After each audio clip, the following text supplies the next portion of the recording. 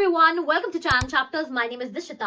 आज के वीडियो में मैं आप लोग के लिए लाई हूँ क्लास 10th इंग्लिश के मोस्ट इंपॉर्टेंट पोएटिक डिवाइसेस। जी हाँ गाइस, कल ही आपका बोर्ड एग्जाम है एंड आज I wanted to make a video because बहुत सारे स्टूडेंट्स को दिक्कत होती है लिटरेरी डिवाइसेस या पोएटिक डिवाइसेस में एंड पोएम्स में ये बहुत ज्यादा इंपॉर्टेंट होता है। सो दैट्स व्हाई मैं क्विकली आपको बताऊंगी the most important poetic devices in this video. But video को स्टार्ट करने से पहले जल्दी से चैनल को सब्सक्राइब कर लो। एंड मैंने अपने प्रीवियस वीडियो में आप लोग के लिए इंग्लिश स्ट्रैटेजी भी शेयर करी थी, अगर आपने वो नहीं देखा है तो मैं लिंक ऊपर डाल रही हूं, जल्दी से वो भी देख लेना।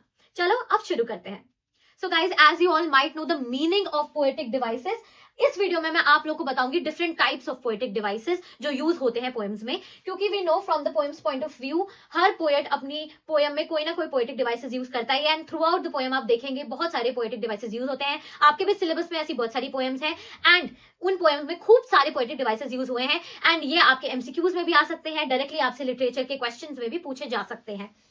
तो सबसे पहले आपने राइम स्कीम सुनी होगी, आई होप आपने पोएम्स में राइम स्कीम भी कर ली होगी एंड अगर नहीं करी है तो वो भी प्रैक्टिस कर लेना। सबसे पहले हम लोग फर्स्ट पोएटिक डिवाइस से शुरू कर रहे हैं, दैट इज सिमिली। सिमिली का क्या मतलब होता है? Simply comparison using words like और एज। ठीक है, जब भी हम दो चीजों के बीच में कंपैरिजन करते हैं एक लाइन में, उसमें या तो वर्ड्स लाइक यूज हो रहा होता है या तो एज यूज हो रहा होता है। जब भी आप लाइक या एज देख लेंगे कहीं भी किसी भी पोएम की लाइन में या एक्सट्रैक्ट में, तब आप समझ जाना वहां पर सिमिली यूज हो रहा है कंपैरिजन के लिए। For example, my love for you is like a red rose. तो यहाँ पर इस लाइन में कह रहा है कि जो मेरा प्यार है तुम्हारे लिए वो एक रेड रोज जैसा है, लाइक अ रेड रोज। तो यहाँ पर मैंने लाइक देख लिया एंड अब मुझसे एग्जामिनर पूछ रहे, क्वेश्चन आ जाएगा कि इस लाइन में कौन सा पोएटिक डिवाइस यूज हुआ है, तो मैं इजिली बता दूंगी यहाँ पे सिमिली यूज हुआ है। Next is metaphor, very closely related to simile and metaphor symbolism से भी रिलेट करता है, ये भी मैं आपको आगे बताऊंगी। But what is metaphor? It is a comparison between two unlike things without the use of words like और एज। अब ये भी दो चीजों के बीच में कंपैरिजन ही है, बट दो अनलाइक मतलब दो डिफरेंट चीजों के बीच में, बहुत ही अलग चीजों के बीच में कंपैरिजन है एंड यहाँ पर लाइक और एज वर्ड का इस्तेमाल नहीं होता। यहाँ पे एक इनडायरेक्ट कंपैरिजन करा जाता है without the use of word like और एज। तो यहाँ पर ऐसा कंपैरिजन देखा जाता है एंड आपकी ये पोएम है फायर एंड आइस से रिलेटेड जो भी है एंड आपको पता होगा वहां पे ये मेटाफर यूज करा गया है फायर एंड आइस की जगह।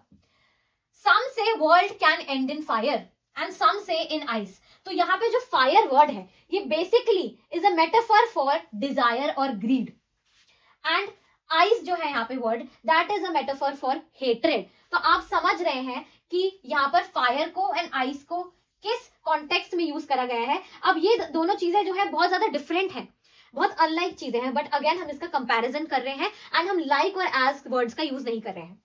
So that is metaphor. Next is personification. Very easy, very important. जब भी आप किसी भी नॉन लिविंग चीज को, किसी भी वस्तु को जब आप ह्यूमन क्वालिटीज दे देते हैं, ह्यूमन क्वालिटीज से एट्रीब्यूट कर देते हैं, उसको हम पर्सोनिफिकेशन कहते हैं। For example, the trees are sprinting, यहाँ पे आर होगा, ठीक है। The trees are sprinting. Sprinting word का क्या मतलब है? दौड़ना, भागना, है ना। स्प्रिंटिंग का मतलब है भागना। अब क्या ट्रीज भाग सकते हैं? ट्रीज तो भाग ही नहीं सकते। ये उस वाली पोम से लिया गया है, mother eight 66, I think that is the name of the pome and वहां पर ये लाइन आती है द ट्रीज आर स्प्रिंटिंग। अब ट्रीज तो नहीं भाग सकते, भाग तो ह्यूमन सकते हैं, ठीक है। तो हम लोग जब ये नॉन लिविंग चीज दैट इज ट्रीज, इसको हम एक ह्यूमन क्वालिटी दे रहे हैं स्प्रिंटिंग की, तो then it is called personification. Next fourth number पे we have alliteration. Now what is alliteration? Alliteration is the repetition of the same consonant at the beginning of a word. ये ध्यान देना चीजों पे। Alliteration क्या है? हम रिपीटिशन कर रहे हैं कॉन्सोनेंट की, किसी भी कॉन्सोनेंट की। आई होप आपको पता है कॉन्सोनेंट्स क्या होते हैं। Repetition of same consonant eight the beginning of a word. जब भी आप देख लेते हैं ऐसे words, shining stars for example, यहाँ पे एस आ रहा है, स्टार्स में ये आ रहा है, एस आ रहा है, दोनों जगह कॉन्सोनेंट यूज हो रहा है वर्ड के स्टार्टिंग में। सो हम यहाँ पे कह रहे हैं एलिट्रेशन यूज हो रहा है, ठीक है। माय मदर, ऐसे कोई लाइन शुरू हो रही है, दोनों जगह एम यूज हो रहा है, कॉन्सोनेंट यूज हो रहा है, तो यहां पर भी हम रेपिटेशन कर रहे हैं कॉन्सोनेंट का at the beginning of two words, then it is called alliteration. ध्यान रखना, very important. Alliteration is very important, metaphor is very important. Then we have repetition, very easy. जब भी words को repeat करा जाता है, for example आपकी poem है अमांडा पे, अमांडा अमांडा अमांडा, 3 बार पोएट कह रही है अमांडा अमांडा अमांडा, 3 बार वो सेम नाम ले रही है, रिपीटेशन हो रहा है, वर्ड्स का रिपीटेशन हो रहा है। ऐसे ही किसी भी वर्ड का बार बार रिपीटेशन होता है एक सेम लाइन में, तब हम उसको कहते हैं रिपीटेशन। तब पोएटिक डिवाइस यूज होता है रिपीटेशन। एंड ओवरऑल भी आप कोई वर्ड बार बार पोम में रिपीट होते हुए देखेंगे तब भी आप बोलेंगे कि रिपीटेशन यूज हो रहा है। Next is very important, onomatopoeia. यहाँ ये चीज बच्चे कम पढ़ते हैं एंड बहुत स्टूडेंट्स इसको छोड़ के आ जाते हैं, but it is really important. इसको हम प्रोनाउंस करते हैं as onomatopoeia and it is basically words given for sounds. जो भी हमारे पास साउंड्स होते हैं, ठीक है, लाइक साउंड ऑफ स्प्लैश। ठीक है, स्प्लैश क्या होता है? पानी में जब ऐसे हाथ मार दोगे तो स्प्लैश करता है water, that is a kind of sound. बज, बज is a kind of sound. आप बीज को देखते हो ना, मधुमक्खियों को, वो क्या नॉइज करती है? बज। ऐसे ही ये एक साउंड है। बैंगिंग, बैंगिंग भी एक टाइप का साउंड है। तो जब भी हम वर्ड्स ऐसे यूज करते हैं, साउंड वाले वर्ड्स यूज करते हैं, बज, स्प्लैश, बैंगिंग, यहां पर ओनोमेटोपिया यूज होता है। तो जब भी किसी वर्ड में आपको कोई टाइप ऑफ साउंड पता चल रहा है, देन ओनोमेटोपिया यूज हो रहा होगा। आगे देखते हैं। Now at number 6 we have assonance. Assonance का क्या मतलब है? Repetition of vowel. जब भी वोवल का रेपिटेशन होता है एक लाइन में, for example A E I O U, as you all know vowels होते हैं। Sound of the ground, example लिया हमने साउंड ऑफ द ग्राउंड। यहां पे देखो sound of the ground, O O का साउंड रिपीट हो रहा है, वोवल साउंड। जब भी वोवल साउंड का रेपिटेशन होता है, साउंड ऑफ द ग्राउंड, ठीक है, आपको साउंड से पता चल रहा होगा कि वोवल का साउंड रिपीट हो रहा है। So then we use assonance. Similarly हमारा कॉन्सोनेंट भी होता है, कॉन्सोनेंट। यहां पर जब किसी भी कॉन्सोनेंट का रिपीटेशन होता है, साउंड का रिपीटेशन होता है, तब यहाँ पे कॉन्सोनेंट यूज होता है। ठीक है, then at number 7 we have anaphora, very very important. Anaphora भी बहुत इंपॉर्टेंट है, ये आपके पोएम भी में भी है। ठीक है, ये क्या है? Repetition of words at beginning of consecutive lines. जब भी कुछ शब्दों का प्रयोग होता है 2 से 3 कंसेक्यूटिव लाइन की शुरुआत में, ठीक है, बिगिनिंग ऑफ कंसेक्यूटिव लाइंस, तब हम उसे एनाफोरा कहते हैं। For example, don't bite your nails Amanda, don't hunch your shoulders Amanda. अब यहाँ पे देखो डोंट, डोंट 2 कंसेक्यूटिव लाइंस हैं, उसके बिगिनिंग में आप देख सकते हैं 2 सेम वर्ड्स का इस्तेमाल हो रहा है, 2 सेम वर्ड्स रिपीट हो रहे हैं, डोंट और डोंट रिपीट हो रहा है। सो यहाँ पर आपका एनाफोरा यूज हुआ है। At number 8 we have imagery, again really important.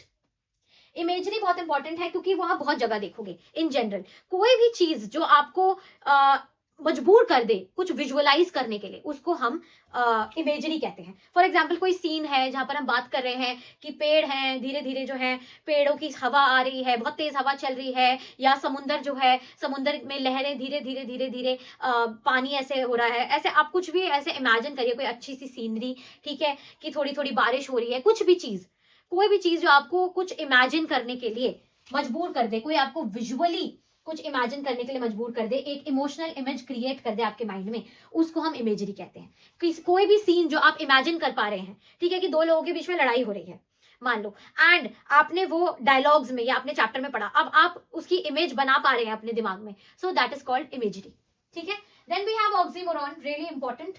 What is oxymoron? When 2 opposite words are used together, 2 बिल्कुल ऑपोजिट वर्ड्स एक साथ यूज करे जाते हैं, 2 एकदम अलग शब्द, एक दूसरे से विपरीत शब्द एक साथ यूज करे जाते हैं जब, फॉर एग्जाम्पल लिविंग डेथ, मान लो एक जगह पोएम में ऐसे लिखा हुआ है लिविंग डेथ।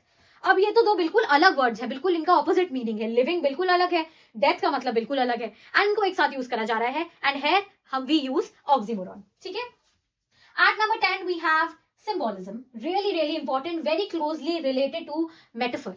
मेटाफर का ये मतलब था कि हम 2 अनलाइक चीजों के बीच में कंपैरिजन कर रहे हैं, बट सिंबोलिज्म का मतलब है किसी एक ऑब्जेक्ट, किसी एक कैरेक्टर, किसी एक आइडिया का डीपर मीनिंग क्या है, उसका डीपर मतलब क्या है, क्या वो सिंबलाइज कर रहा है, उसका क्या एक डीपर मीनिंग है, उसको हम सिंबोलिज्म कहते हैं। फॉर एग्जाम्पल, कोई भी ऑब्जेक्ट है, या हम कह सकते हैं कोई भी कैरेक्टर है, या हम कह सकते हैं कोई भी आइडिया है, कुछ भी है, उसको उसका जो एक डीपर मीनिंग जब हम समझते हैं एंड यूज करा जाता है by a poet in the poem, then we say कि वहां पर सिंबोलिज्म यूज हुआ है। फॉर एग्जाम्पल, क्रो, कौवा।